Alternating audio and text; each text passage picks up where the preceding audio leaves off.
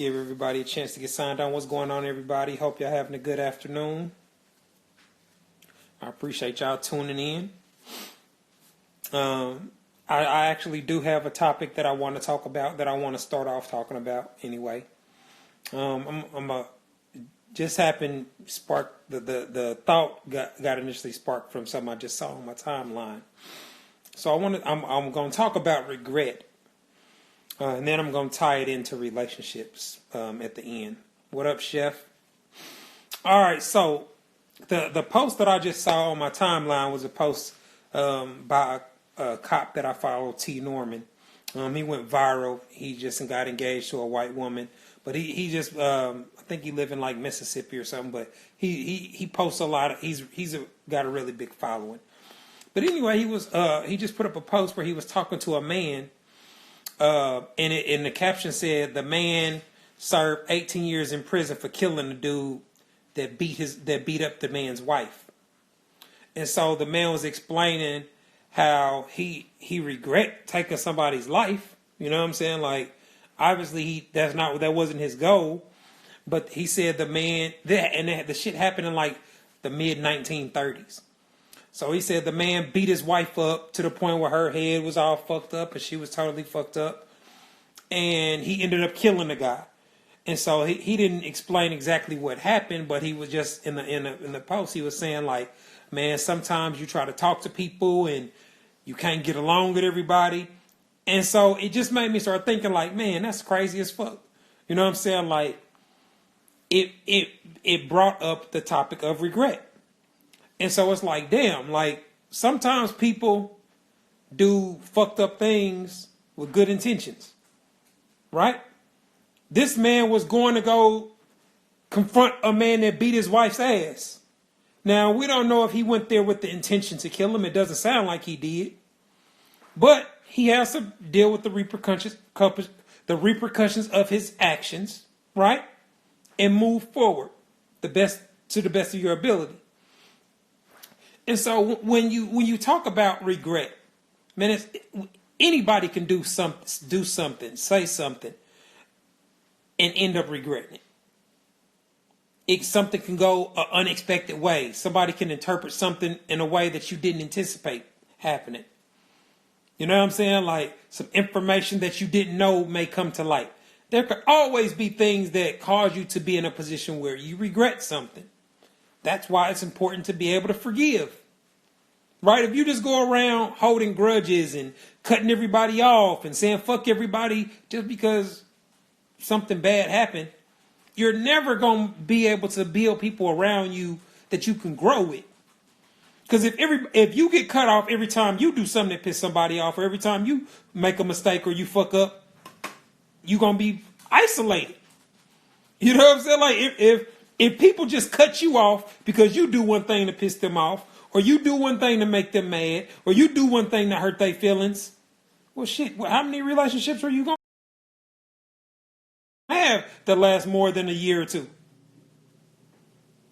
Don't we forgive our siblings for doing shit that piss us off and make us mad? Motherfucker took your car after you told them no and wrecked your shit. You can't make them not be your brother. You know what I mean? Like, so when you're talking about regret and people's behavior in relationships, there have been a couple of things that have brought this concept to my consciousness. The other day, I saw Kevin Hart on the Breakfast Club morning show, and he was very candid, very accountable for his situation where he cheated on his wife. Those of y'all that want to watch it, you can look it up on YouTube. But they asked him specifically, you know, like, so was you sorry because you got caught, or was you sorry because of what you really did? And he answered as honestly and as candid as you can. Did Kevin Hart know he was wrong for cheating on his wife? Yeah. Like, there's no need to reiterate that part of it. Like, and so when you talk about like cheating, like women always want to come to men and get an explanation and why her and why this and why that, but they really don't want to hear the answers. They don't really want to talk about, they don't really want to get the information that they asking or demanding or acting like it's going to solve the problem. And they don't even put in the context that he might actually regret the shit. He may not have planned for the situation to happen that way. Like most people that cheat are not expecting to get screenshots sent to their wife. They're not expecting to get told on. They're not expecting to get caught. And so when you think about like the situations that people are in, like in real life, they at a party, they've been taking shots, they've been smoking, they've been dancing, shit happens. You know what I'm saying? Like people react and things happen that you may regret. You may kiss a motherfucker. Oh shit, I know I shouldn't have. You know what I'm saying? Like it don't always have to go all the way. And so when you just put things in perspective on how possible it is for somebody to get in their feelings instantly, do something or say something that they totally regret or totally makes a situation 10 times worse than it had to be. You have to be able to put life in context like that. So when you're talking about things that happen in real life, you don't respond with an extreme, harsh, unforgiving, one way or the other response. When you do fucked up shit to people, when you say shit you don't mean, when you say shit you have to apologize for, when you do things that hurt somebody else's feelings, intentional or not. And we even see that a lot of women intentionally do things to hurt men. They take pride in petty. They take pride in being able to curve a man. They take pride in being able to break a man's heart. You know what I'm saying? So it's these type of things that help you put things in context. And so like for example, I was having a conversation with a buddy of mine. Like guys in relationships doing things that they may regret, right?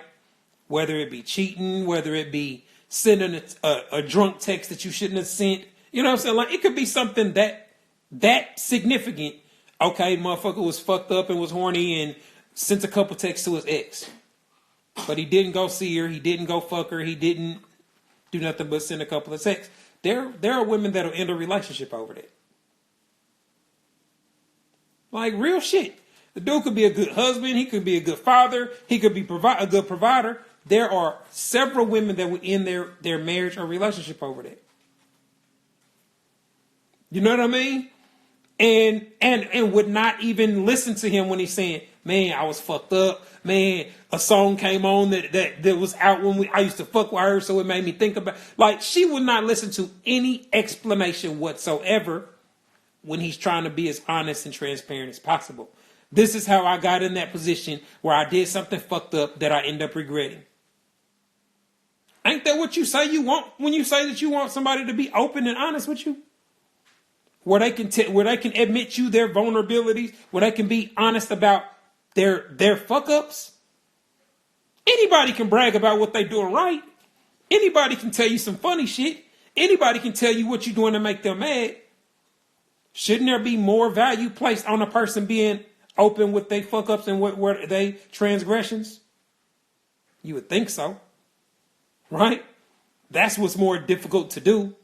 That's what's least likely to happen. That's the level of communication that it takes the longest to achieve with somebody because it requires trust. But a lot of people don't put things in those proper contexts. They don't place value on the things that really require value. They overreact to things that in a big picture didn't really have a major impact. That's what you see happening. That's kind of the feedback that I'm getting just from all my advice sessions and all these questions. It's like, man, these people really take these simple things out of context. They place so much negative value on small things. Don't pay enough attention to the things that a person really does to show them that they trying to keep it real with you. They trying to be transparent with you. They opening up to you. That stuff just go right over a lot of y'all's heads. You don't place any value on it. You criticize the person for it. You make them stop doing it. And then you wondering why he don't open up to you. Why he don't tell you how he really feels. How your relationship got to a point where he was confiding in somebody else and not you. Now you confused. You can't figure out how that happened. You don't want to hear nothing about him explaining how it happened. You don't want to take any accountable for the things that you did that led to that scenario taking place. And y'all see it. Y'all see whenever I'm explaining how a man gets in a position where he cheats. Oh, you're just making excuses. Oh, you're just encouraging cheating. Well, damn, do y'all want to know how men get in that predicament or not? Do you want to be able to get the insight so that you can prevent the shit from happening? Or you just want me to keep it a secret? You want me to tell you the thought process that a man's going through when he's about to cheat on somebody he loves? Or you just want to keep fucking guessing and making assumptions about it? Which way you want it? You don't appreciate me taking the time to articulately explain this to you? I could stop. You know what I mean? Like, so what are y'all really wanting? Do y'all want to know how men really operate so that you can improve your interactions with them? Or do you want to keep operating based off the assumptions and the viewpoints that y'all have established that are clearly not accurate enough for y'all to come up with sound dating strategies? Right? So I just wanted to talk about how a lot of the things that women are oblivious to end up being the things that accumulate and end up being the things that end up ruining the relationship. That's why I describe it as relationship killing behavior. It don't happen at once. It's not a relationship shot to the head. It's relationship cancer that kills a relationship over time. That's not detectable at first. That's not noticeable at first. You know what I mean? That's how it kills your relationship. It puts him in a position where he no longer wants to confide in you, where he no longer does things that helps the relationship grow. He no longer views you long term. He's not even comfortable wondering if he should have a child with you or not. Now, I remember I told my wife that we had our daughter in like our 6-year marriage, but in like year 4 or 5, we were talking about kids, and I was like, man, nah, I'm good on that. I actually told her, I don't know if I want to have a child by you or not. Real talk. And so when I talk to y'all about this drastic awakening where she just stopped doing all the problematic shit, stopped doing all the shit that created problems, I'm not exaggerating. But I remember actually feeling that and actually telling my wife that when we were discussing having a kid. And I meant it with every cell in my body. No, let's hold off. Stay on birth control. Stay on birth control. That's why I'm telling y'all that it's possible for you to improve your relationship. And the way that it works, man, we work off one another. Like most men that get into a relationship are not getting into it to create problems. Men don't want to be around people that they have problematic relationships with. And so when a man first gets into a relationship, if you can eliminate doing the things that I tell y'all about, it'll be so much more pleasant. You'll see the growth that you want to see. You'll see him having more heart-to-heart conversations with you. You'll see him putting more effort into making you happy. You'll see him being more willing to give you time and attention and all the things that you want. He's not pissed off being around you. He's not avoiding you. He's not annoyed by you. It's not rocket science. It's very simple. If his sexual needs are met, if you're somebody that he can laugh and joke with, and if it's a serious conversation, he can be honest with you without having to figure out how to candy coat it, without having to worry about you being childish and petty. And now because he talked to you about the finances, now he can't